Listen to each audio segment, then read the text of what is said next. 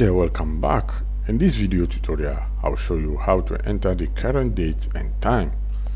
Go to cell A1, start typing equal, then the formula now, and a pair of empty parentheses. Press enter and the current date and time will appear. Now, let's try to enter only the current date. I'll show you how to do that with a keystroke shortcut.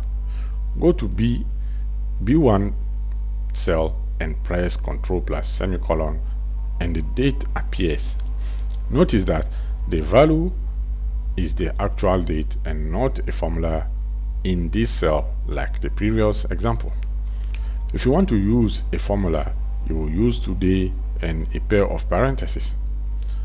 Another way to go is through cell C1. To enter the current time now, press Ctrl plus Shift plus semicolon and the time is ready. If you drag the corner with the fill handler, you will get different hours, but the minutes are the same.